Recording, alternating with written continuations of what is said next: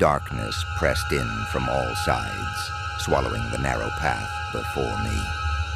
My pulse pounded in my ears as I stood frozen, eyes darting toward the distant tree line where I had seen movement just moments before.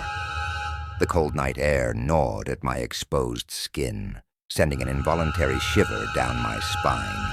I strained to hear over my own ragged breathing, listening for any sound, any confirmation that I wasn't alone in these woods.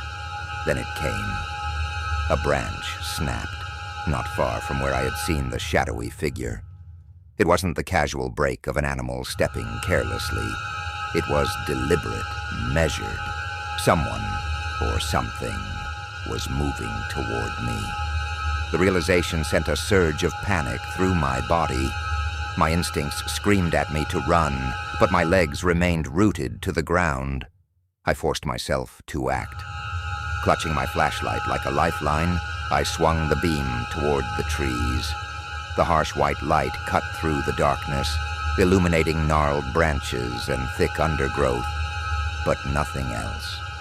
The forest was empty, or at least it seemed to be. I took a hesitant step back, retreating toward my tent. The uneven ground made my footing unsteady, and my heart hammered against my ribs. My mind raced with explanations. Had I imagined the figure? Was exhaustion playing tricks on me?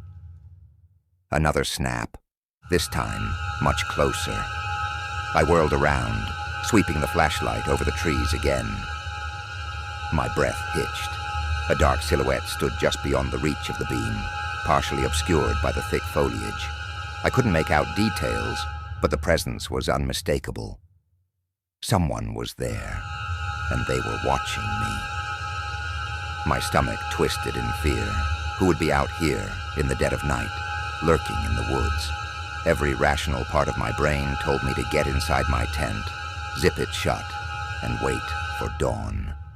But a deeper, primal fear warned me that the thin fabric of my tent wouldn't protect me from whoever, or whatever, was out there. I took another step back, my flashlight shaking slightly in my trembling hands. The figure remained still, unblinking, as if waiting for something. Then without warning, it moved, not toward me, but around me.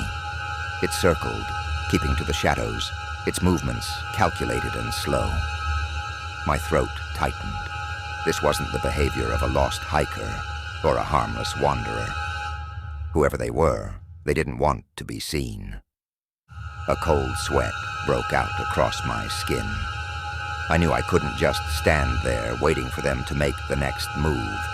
My only chance was to get to my car, a solid mile away. If I could reach it, I could escape.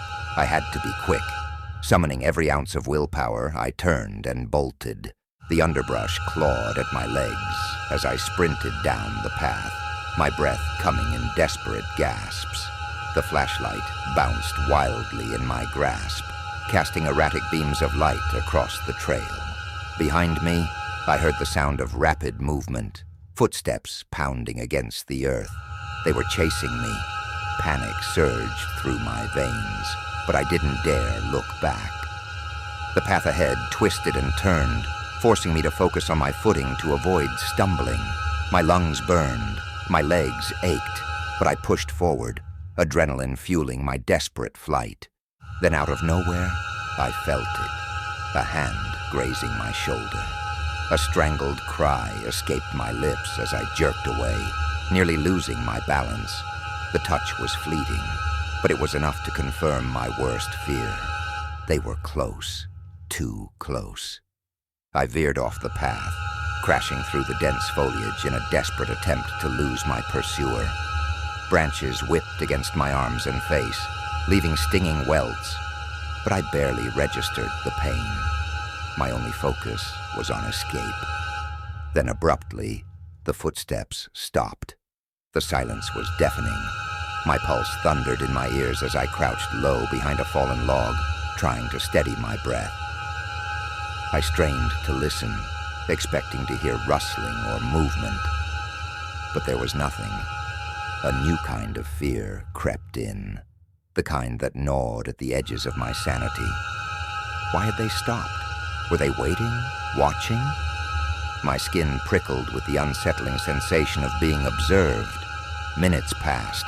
The forest was unnervingly still. The wind whispered through the trees, but no footsteps, no breaking branches, no sign of pursuit. I dared to peek over the log, scanning the darkness. My flashlight was dimming now, its beam weaker, but I could still make out the vague outline of the path in the distance. That's when I saw it. The figure was standing right where I had left the trail, as if it had never moved at all. My blood ran cold. It wasn't just standing, it was facing me. A sickening realization settled over me. They knew exactly where I was. My mind screamed at me to move, but my body wouldn't obey. I was paralyzed by fear, trapped in a nightmare I couldn't wake up from. The figure didn't advance, didn't retreat. It simply stood there, its presence more terrifying than any direct attack. And then, ever so slowly, it lifted an arm and pointed. To be continued.